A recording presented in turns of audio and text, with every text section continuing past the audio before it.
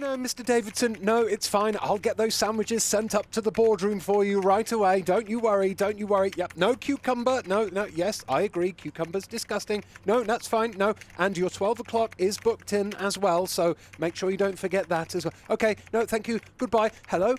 Hello, social makers. How can I... Oh, they hung up. Oh, hey everyone, welcome to Ian's VR Corner. My name is Ian Higton and, well, I'm not in my corner today. I'm actually doing temporary reception work, in fact, at Social Makers, London's flagship social media company. Ooh, isn't that nice? So yeah, I'm not really doing temporary work in an office. This isn't even a real office. I fooled you, didn't I? Now, I'm here today to tell you all about my hands-on time with Firewall Ultra. I got invited to Sony HQ to give it a go with my own hands and face, and now I'm allowed to tell you all about it. But unfortunately, the makers of Firewall Ultra and Sony, they've been a little bit stingy with the assets. So this is actually the office from Firewall 0 Hour, the first game, which is why it looks a little bit crap. There's actually a remade office level in Firewall Ultra. Look, here it is now. Looks a lot better in 4K with HDR. Ooh, a lot better. So yeah, but no static assets of anything interesting that I could use to CGI myself into. So you got this. Oh, that's a lot of jaggies. Now, very quickly, for all you brand new PlayStation VR2 adopters out there, Firewall Ultra is the sequel to the PlayStation 1 exclusive shooter Firewall 0 Hour, which was a 4v4 squad-based team tactics shooter game, which is basically, think Rainbow Six Siege in VR, and you've got it down to a T. Objectives, teamwork, don't die. If you do die, you're dead until the next round. Easy. Well, technically it's not easy, it's quite challenging. Now, as I said, I went to Sony's HQ to play Firewall Ultra, and while I was there, I played a couple of matches on 2 of the game's maps, Rig and Social. Now, eagle-eyed viewers who've played Firewall 0 Hour before will recognise both of these maps because they are both remakes of maps from the original game. Something that surprised me. I thought maybe I'd get shown a new map or something, but that makes me think that a lot of the maps coming in the game will be remakes of maps from the original game. The Rig map was basically identical to the original, just improved graphics. This game has jumped from Unreal Engine 4 to Unreal Engine 5, and the difference in visual quality is very noticeable indeed. And the second map I played on was called Social, which is kind of like a remake stroke reimagining of the office map from the original game, this one. In the original game, this office was in quite good nick, but in the new game, it's been battered. There's like debris and knocked over chairs and stuff everywhere. But they've also added a bunch of new routes and a cool lift that goes from one floor to the other. And one of my favourite memories from that hands-on session was creeping up towards the lift and pressing the button to open it. You can reach out and physically press the button to open the lift door. When the lift door finally opened, the entirety, all 4 members of the opposite team were inside, and I was like, "Gah!" And then they just mowed me down with bullets. It was quite a shock, let me tell you, but it was a very cool experience, even if it did end up with me dead. Before we jumped into any matches, however, we all gathered in the pre-match safe house, which is something brand new for Firewall Ultra. Instead of having just a flat menu lobby where you, I guess, matchmake or invite your friends, here it is an actual physical, well, virtual space that you can wander around in. You can practice your controls, you can tailor your comfort settings and stuff, and you can even go into a shooting range where you can try out all your weapons, try out the aiming, tailor your loadouts to your specific needs and wants, and basically just, you know, chill out, shoot the shit with your pals before the match starts. In fact, you can even do what I did and physically dance with people. Me and Rosie from PlayStation Access, we had a little dance together. It was lovely. Look. That is some excellent dancing. Yeah. Now, one of the things that really disappointed me about the original game, considering I loved to play it so much, was how hard it actually was to play because of the flaky servers. I spent more time lobby surfing than I did actually playing the game, and that really annoyed me, especially seeing as once you got into a game, you'd play one round, it'd last about 90 seconds, and then you'd be back lobby surfing again for 15 minutes. It was very disappointing, but there are dedicated servers for this game, and it seems like matchmaking is going to be a lot more of a swifter experience. Definitely loading into multiplayer games from the safe house very quick thanks to PlayStation 5's SSD. It was me, another games journalist, and 2 developers from First Contact Entertainment playing against Rosie from PlayStation Access, another member of the press, and 2 other developers from First Contact Entertainment. So it was kind of like a private lobby, which meant that we got into the games really fast. So I'm still unsure as to how the matchmaking speeds will be when it actually comes to, you know, getting games with members of the public and people who aren't in a private lobby with you. But fingers crossed, with the dedicated servers, they'll be much more improved. Now, one thing that has definitely been improved, though, is the match time. Before, it was just 1 round. Now there are 3 rounds, so you're going to be spending much more time actually playing the game than in the lobbies. Yay!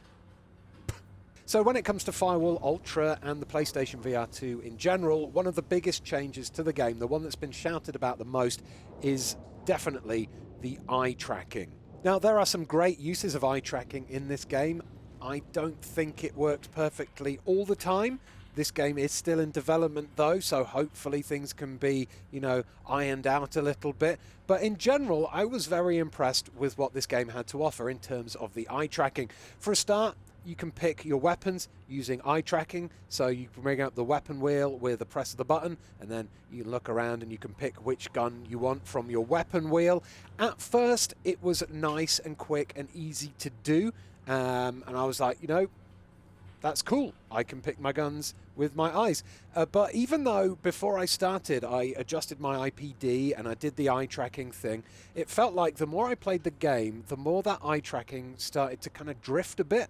And near the end, I was really straining to choose my assault rifle or my shotgun from the top of my menu. I'd have to like strain to look above the weapon wheel for it to select, which was, you know, it put me in a couple of predicaments. So I was just like, I can't get my gun out, or I pick the wrong gun by accident, which actually turned out to be quite frustrating to me. So I feel like if the eye tracking gun selection is still flaky in the main game, I'm going to want more accuracy when I'm picking my gun at speed. So I'm just going to want to do it with a thumbstick and a button press. So I'm hoping there might be an option to turn eye tracking off for that. I'm hoping if there is an option to turn eye tracking off, it doesn't turn eye tracking off for everything, because there are some really cool little additions.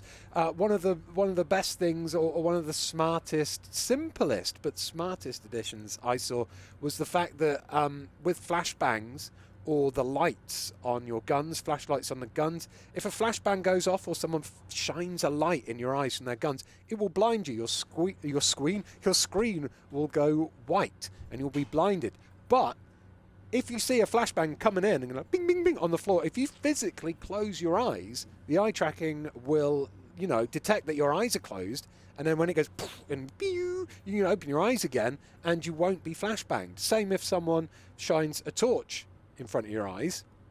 If you close your eyes, you won't get blinded. You can actually even also hold your hand in front of your face to block the flash. That will minimize the effect, but it won't completely stop it like closing your eyes. So I thought that was an awesome little addition. And then there is also quite a cool thing that happens when you die.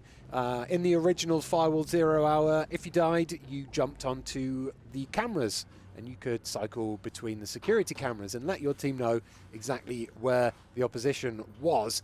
And you can do that in Firewall Ultra. When you die, you get tapped into the security camera matrix, and you can cycle around and you can look for the enemy players. And if you see them and look at them with your actual eyes, they will highlight in red for your entire team. So if I jumped onto a camera, saw an enemy player running past and looked at them and followed them with my eyes, that person would then be a red outline on my friend's viewpoint, and they would see them walking, you know, they would have the through walls vision of that red outline walking along. Soon as that enemy player disappeared from the camera, I couldn't see them again with my eyes, then that would then drop off of my friend's HUD, and they wouldn't be able to see them again. So it's kept me busy while I was dead, and I was dead a lot. So you've probably noticed how good looking the graphics are here.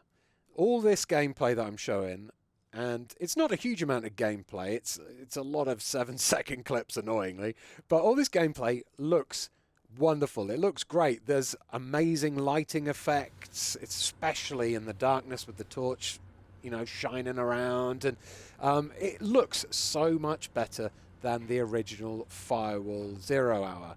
What I will say, though, is that these social screens, to my memory, these social screens make the game look a bit better than how they looked in my headset. It definitely looks sharper than it did in my headset. And I don't know, I didn't notice the lighting as much. Maybe, you know, I was concentrating on playing the game and stuff. But I feel like these social screens make the game look gorgeous. It still looks great, and it's a massive improvement over this. Don't get me wrong, but I do feel like it didn't look as good, especially the lighting in the headset, as it does on these shots. There are some amazing views, though. The level designs are great. I love going outside on the rig and getting rained on, and this shot here from the social map, the office map, where the sun is shining in through the windows, that is a really cool like walkway to walk along in VR.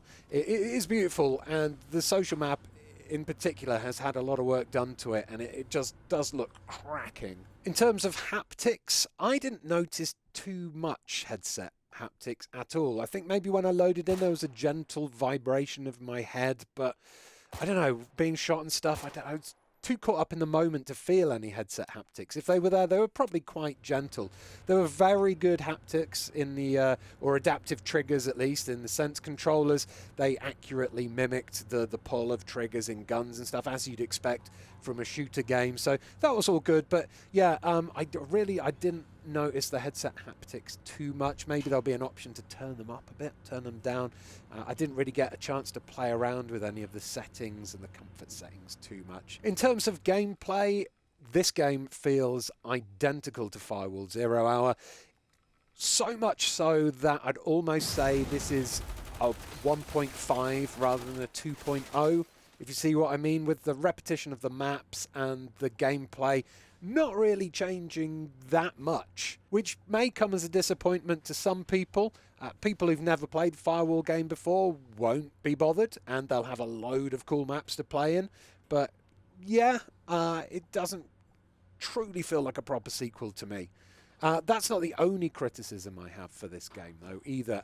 Even though it is fun to play with friends and stuff, I am a little bit worried with the movement, in terms of the fact that, for me, it felt quite floaty and sluggish.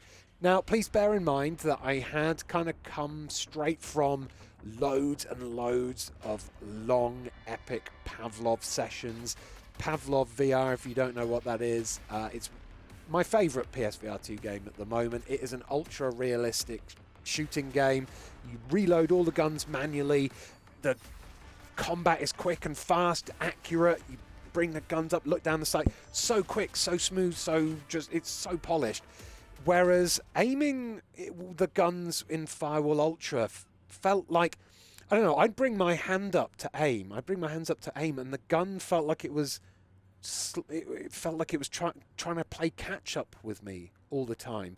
It felt drifty and slow, and I don't know whether that could be to do with some kind of lag issue because of the setup. There was lots of PlayStation VR2s next to each other, or I don't know, just early netcode or what. But yeah, it felt sluggish to me, and it didn't feel as precise or speedy as Pavlov, which I was really hoping for. And another thing that really disappointed me was the lack of realism. This game skews towards the arcade more than, way more than Pavlov. So Pavlov, you manually eject your magazines, you manually put them in, you manually cock the guns. in Firewall Ultra, reloading is done by a press of the button. There is no manual reloading. It is literally a press of the button, and then it reloads and you're ready to fire. Shotgun is an automatic shotgun. You don't even need to pump it, from what I remember. I don't think I pumped the shotgun. And yeah, I reckon people who are going from Pavlov to this are going to feel a little bit disappointed with the lack of interactivity with the weapons.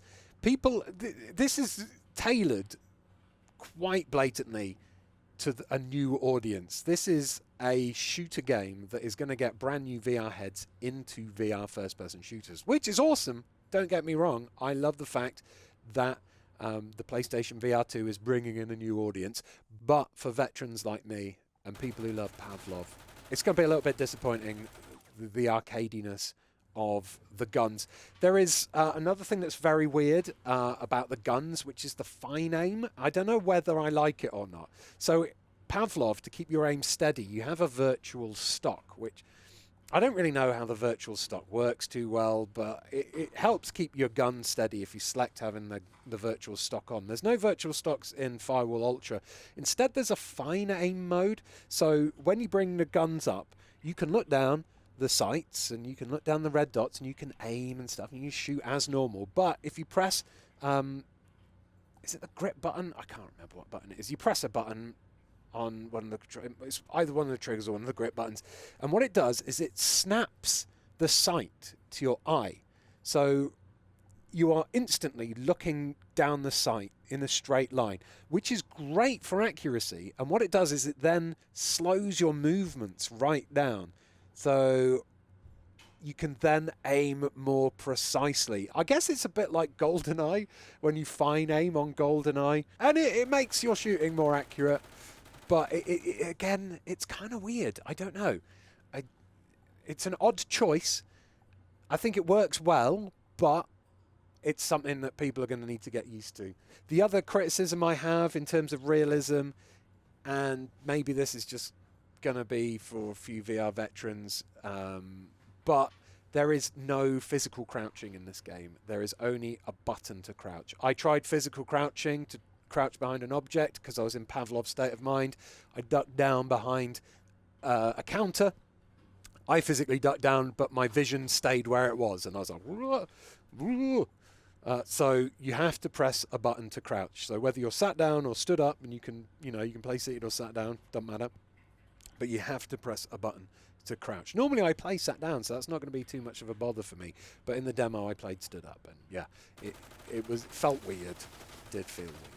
So yeah, bearing in mind these impressions are based off about 30 minutes total of actual gameplay on a pre-release build that seemed a little bit janky in places.